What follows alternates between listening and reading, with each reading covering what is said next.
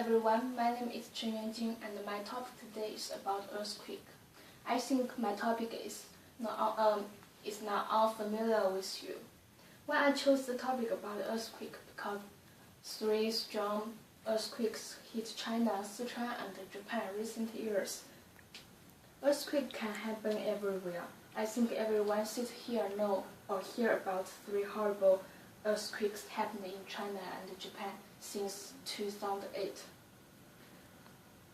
The strongest one was Wenchuan earthquake, and its effect still lasts until today. When I chose China to be my top central country because China has 3,000 years history record about earthquake. I will give an example for Wenchuan earthquake about how it happened and what consequences it brings to us. Since earthquake can happen everywhere at any time, it's necessary for everyone to know any actions help you survive an earthquake. First, I will give you a little review about Chinese earthquake history.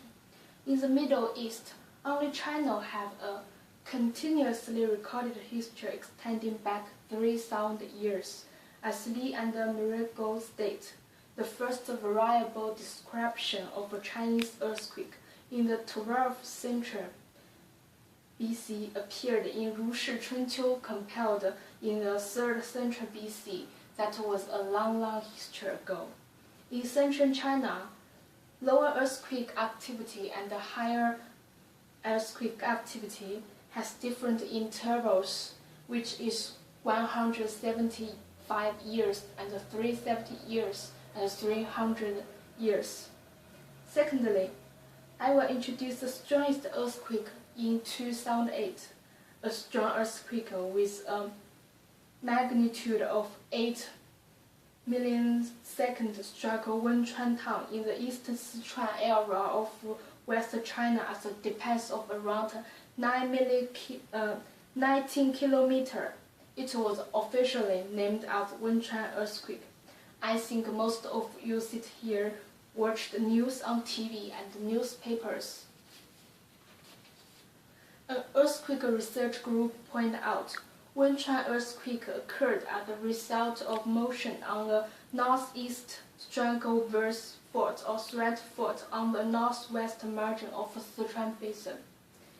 We are not doing earthquake research, so I just give a rough definition today. If you guys interested in about it, you can do research after my speech. If you will never experience one, you will never know how horrible it is just to see the news from TV and newspaper. In Wenchuan earthquake, over 169 million deaths had been confirmed and over 368 million people had been injured. We can imagine how many people had lost their homes and families. As Montgomery stated, if you are sound asleep in bed and suddenly your bed shakes, DVD jump onto the floor, glasses rattle in the kitchen, that's earthquake coming. In America, you want to avoid earthquakes. The essential point is moving to a state with few earthquakes. These states are Florida, Iowa, North Dakota, and Delaware. But not everyone has a chance to move to these states. Here is some tips for protecting yourself. If you are at school, follow your teacher's instruction. The most important point is you should duck and cover on the desk and protect your hand and upper body. If you are home, the best place to take cover would be void spaces or near heavy furniture. If you are in building, steady yourself and hold on to a solid object or get to the floor so you don't not fall.